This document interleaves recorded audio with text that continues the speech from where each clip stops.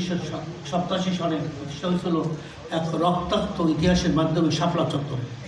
তখন মৌলানা আব্দুর রহিম সাহেব, মিজান দলিল সাহেব, সাইদি সাহেবও ছিলেন, আপনার শাহিবুল আদিস সাহেব, বাইদি সাহেবের পীর সাহেব, সবাই মিলে এই ইসলামী শাসন করছে। পরে যখন আমরা নিবন্ধন আনতে যাই তখন বলেন শাসন তো একটা আছে, শাসনতন্ত্র, আবার কিছু শাসন, আপনারা ক্ষমতা চাইলে ইসলামী শাসনতন্ত্র করে নিয়ে এই জন্য ইসলামী আন্দোলন বাংলাদেশ হাত পাক আমাদের প্রতীক। দেশে যে অরাজকতার হাজারে চুরি, ডাকাতি, ধর্ষণ, খুন চলতেছে, ব্যাংক লুট চলতেছে, দেশে বিদেশে দেশের টাকা পাচার হইতেছে। আপনারা জানেন ইতিমধ্যেই গত পরশুদিন দুদকের একটা রিপোর্টে দেখা গেছে শেখ হাসিনা এবং তার পরিবার এই পর্যন্ত 635 কোটি টাকা তাদের ব্যাংকে পাওয়া গেছে, 635 কোটি, এবং পাচার করছে তার কোনো শেষ নেই। বর্তমান অর্থমন্ত্রী তিনি বলছেন সালাউদ্দিন সাহেব যে আমরা ঈদের পরে কিছু টাকা ফেরত আনার চেষ্টা করতেছি। জাতিসংঘের মহাসচিব এছাড়া তিনি এখন বাংলাদেশে আছে, গতকাল রাত্রে তিনি সন্ধ্যায় আসছেন, 4-5 দিন থাকবেন। তিনি বাংলাদেশের সমস্ত কিছু অবজারভেশন করতেছেন। এখন আপনারা তো সোনার বাংলা, সবুজ বাংলা, আপনার 12 দফা, 19 দফা, 6 দফা সবাই দেখছেন। আওয়ামী লীগ, বিএনপি, জাতীয় পার্টি সবাই শাসন দেখছে না? এখন কিন্তু কোরআনী শাসন বাংলার জমিনে দেখতে চান কি চান?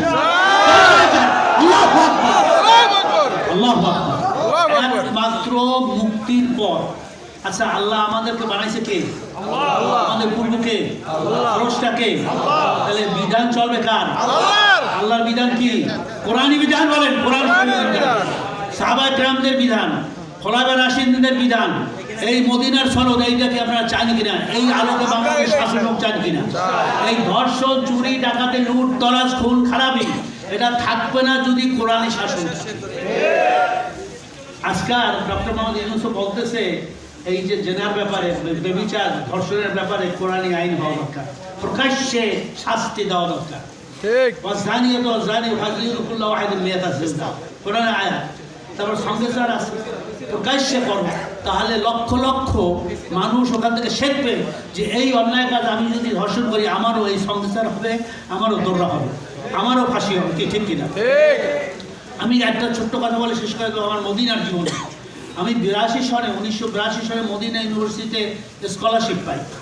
আমি এখানে ঢাকা ফাজেলে সেকেন্ড স্টার করছি, ঢাকা ইউনিভার্সিটি এবং ঢাকা আলিয়ে তখন পরীক্ষা হয়।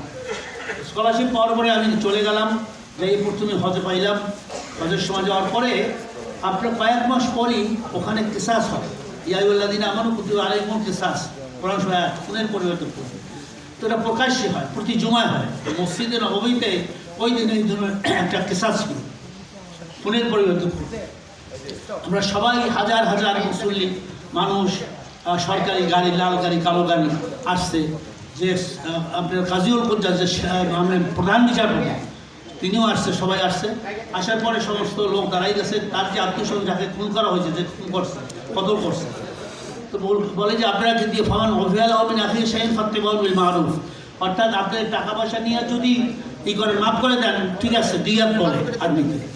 তাহলে ঠিক আছে, কিন্তু সবার কাছে জিজ্ঞেস করতেছে কাজীউল কুজ্জাত, যে প্রধান বিচারপতি, যে আপনাদের টাকা নিয়ে